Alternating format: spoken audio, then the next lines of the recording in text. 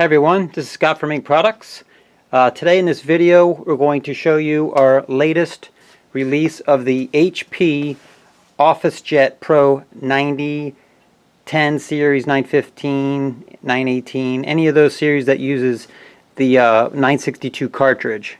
Now a little about the machine. In the past we kind of held off on doing continuous ink systems because of the dynamic security.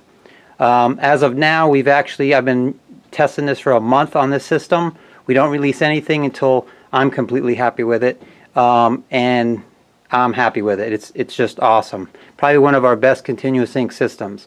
So today I'm going to show you how to install it. Super easy, and I'll talk about a little more of the dynamic security and things you have to look out for if you decide to purchase the system. A little on the system. The cartridges. These are the cartridges. Average set $85, complete set, even standard. The ink system itself is equivalent to about 3 sets, just in ink itself. So the savings is awesome. So right now we'll get this all set up. Just make sure you have all your parts and pieces. And always use your paper instructions that come with the printer, with the system when you purchase it. So give those a look over first. This is basically just a reference or a guide just to show you a little about the machine and the ink system. So right now I've already taken the cartridges out. Really simple. Here's all the little parts and pieces here. The ink system itself must remain at the same level as the bottom of the printer. Never higher or lower or anywhere else, because it won't work properly. These are the cartridges that we use for our continuous ink system. Really awesome design. It's basically what it is it's a direct feed to the print head. A lot of systems out there, or they try to make systems with normal refillable cartridges, and it doesn't get a good prime. You end up losing vacuum and a lot of maintenance and stuff. These are perfected. They work super awesome. So right now, just like you do a normal set of cartridges, just going to go ahead and install them in. Take your time putting them in. You don't want to bend any of the little contacts in the machine. Just go ahead and line them up. They'll slip in just like the normal ones. There you go. Find a little area. And you'll hear them click in just like the normal ones. There you go.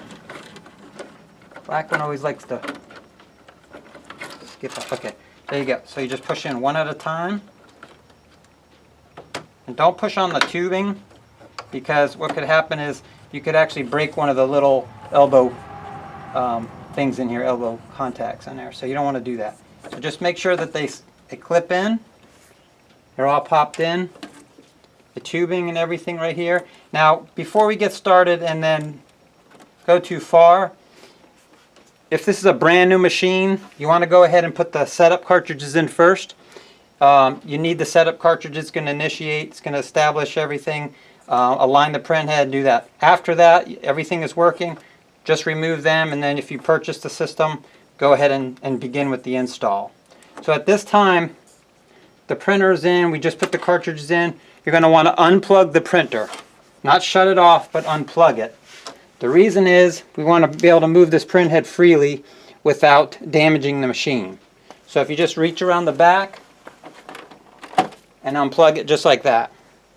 It's not going to hurt anything. But now what we can do is we're going to get the right amount of hose travel so you can actually move this freely back and forth. So what I do is just get that in the middle. Not sitting in there too well. Okay. And then next we're going to do is get your little parts and pieces ready.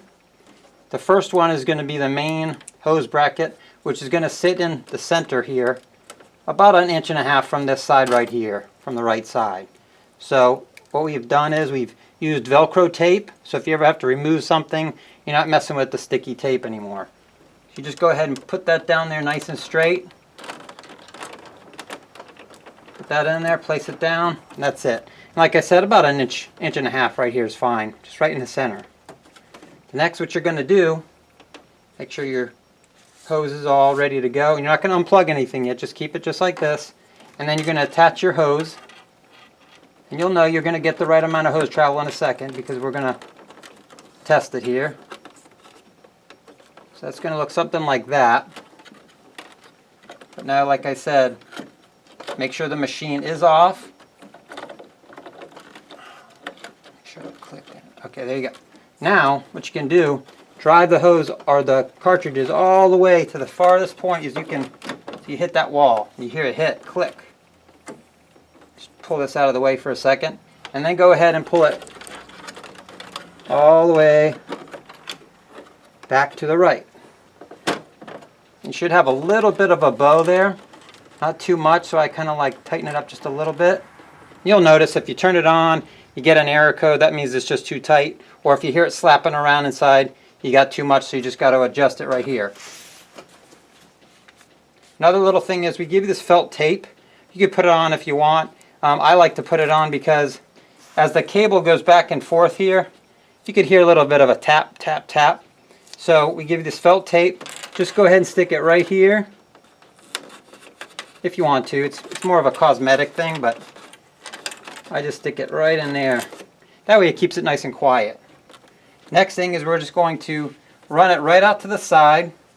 And I'll take the camera and I'll move it to the side so you can see. But just putting it on real quick for you. This is the second little hose clip. I run it just below where the printer plugs into here, or I'm sorry, the face plugs back into here. Just make sure your hose goes underneath that so you don't pinch it when you shut the lid. But I put it just a couple inches from the side here, and you're going to just put your hose just like that. So when that's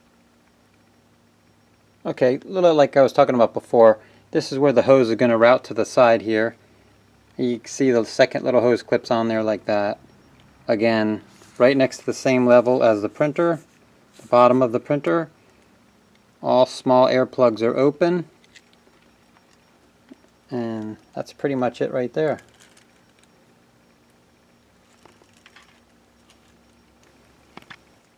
Okay, so now we turn the machine on. The first message that's going to pop up, it's going to say improper shutdown. You know, just say okay. It's at the home screen. Now what you will get the first time you're putting these in, if you check your ink, it's going to say it's a an altered cartridge or a clone cartridge.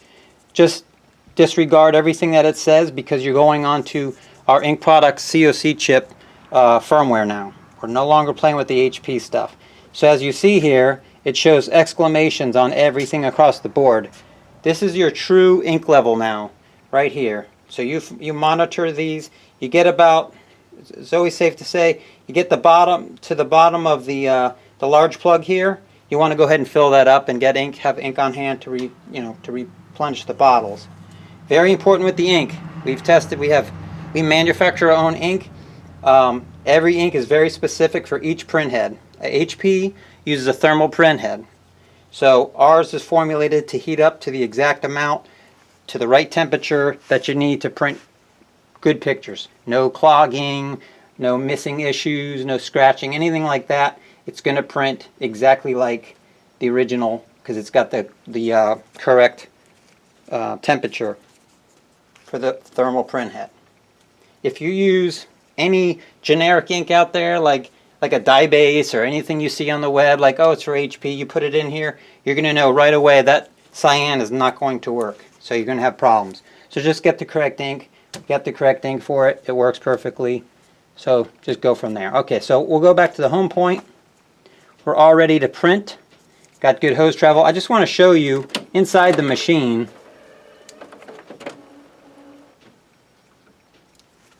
See that kind of hanging down like that? I don't really like that.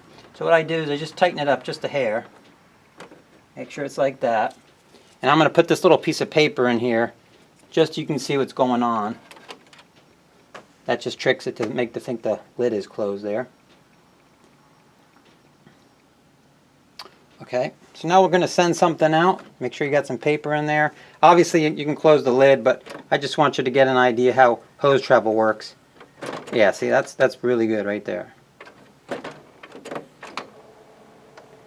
Okay, so let's send something to the printer, and I'll do several different things, and I'll talk a little bit more about print quality and stuff like that. So what we made is our own color bar.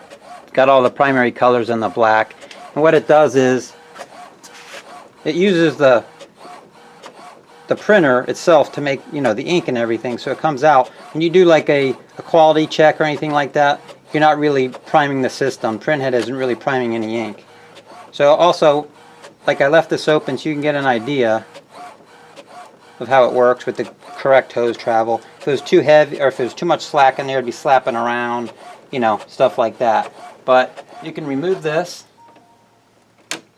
Little close. You have a little bit of gap right here, but it's not going to hurt anything. And right now I got this on best and quality paper. Now when you're running the continuous ink system, I'm going to explain this, it's very important. When you're running a continuous ink system, you're creating a vacuum to pull the ink into the printhead. So it's a little bit different than using cartridges. So what we recommend, you run it on best, and you can use plain paper, that's fine, but if you keep it on, like, say, normal or draft or anything like that, you're going to burn that printhead up because it's overworking itself to try to pull ink through those bottles in the line and then into the printhead. So just put it on best, and then, you know, mess around with the paper selections, but you'll see different results. Now that's, you know, that's our color test. You can keep it, make one yourself. It's better than, I said, like doing cleanings and stuff like that. It's the best way to do it. Now what I want to show you real quick, this is one of our flyers that we put out in our mailer and everything in the products. But I'm going to show you the speed it has. And now this is on best, just plain paper. Also I'm duplexing, so everything is super fast still, excellent quality. But like we were talking about before, if you put it on, say, matte presentation paper, and anything you start to bump up the resolution in it, what's going to happen, it's going to slow it up a little bit, but it's going to come out a lot, you know, more richer, vibrant colors. If you're just doing, like I said, basic stuff like this, I put it on best, plain paper, and let it go. And again, you know, do small amounts of printing, like 20, 30 pages at a time, just so you don't burn that print head out. But it's super awesome. I mean,